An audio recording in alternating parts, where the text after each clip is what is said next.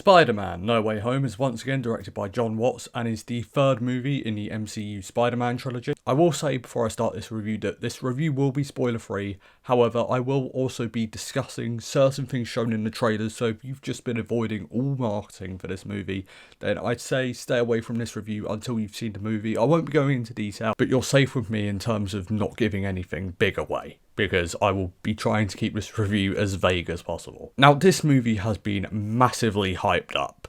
There has been so much talk about this movie. I really don't think there's been another movie this year that has had so much discussion surrounding it. I was looking forward to this movie because I'm a fan of Tom Holland as this character, and I like Spider-Man Homecoming and I like Spider-Man Far From Home. And let's start with Tom Holland as this character. As I said, I really like him as this character, but I actually think this is his best performance as this character. The script really allows for him to go to certain darker places, and Peter really matures as a character. That's the strength of the screenplay, yes, but Tom Holland really sells it. You get to watch this character grow over the film, and I'd say it's the most he's grown over any of the MCU movies. Now, in terms of sticking with the theme of growth, Jon Watts has directed all three of these movies. He directed Homecoming, he directed Far From Home, and now he's directed No Way Home. And watching him evolve as a director has been really interesting. I thought Homecoming was a fairly decently directed movie. I thought Far From Home was a better directed movie than that movie, but No Way Home is easily the best directed movie of the three. You can tell Jon Watts has really found his style.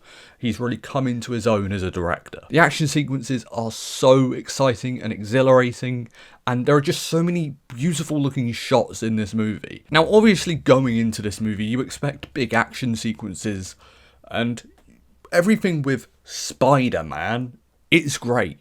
But at its core, Spider-Man No Way Home is a movie about Peter Parker. It's really about him dealing with the events of Far From Home and how those have impacted him. And just watching how that plays out and how that affects his life was really endearing. Now, this is where I'll start to talk about some of the things in the trailers. If you've seen the trailers, you know that there are Spider-Man villains from other Spider-Man movies that show up in this movie. Now, I'm not going to go into much detail at all, but one of my fears going into this movie was that there will be an overabundance of villains and that they'd just be there purely for fan service. Firstly, in terms of the writing, I feel that all the villains were well balanced. Some have more focus than others, yes, but it never felt overcrowded, and the villains had their place in this movie as well. They have a narrative purpose for this movie. They're not just here for fan service, they progress the story. Now, this isn't a perfect movie. I do have some issues. My first one is the pacing. Now, this is 2 hours and 15 minutes without credits, and it doesn't feel overlong necessarily, but there are some scenes that feel longer than others.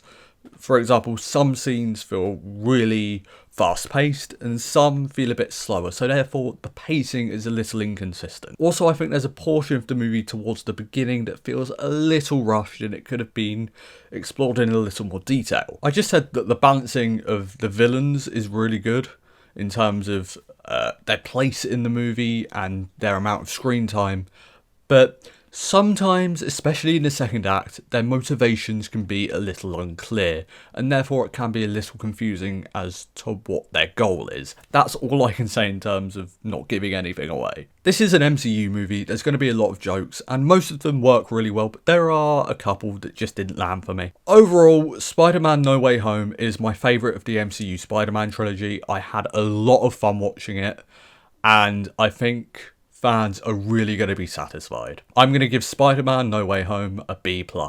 Guys, thank you so much for watching this video. I will be doing a spoiler review. I'm very much looking forward to that, where I can just talk openly about it and not dodge anything. So yeah, guys, thank you so much for watching this video. You guys are awesome. Blu-ray Billy, logging off.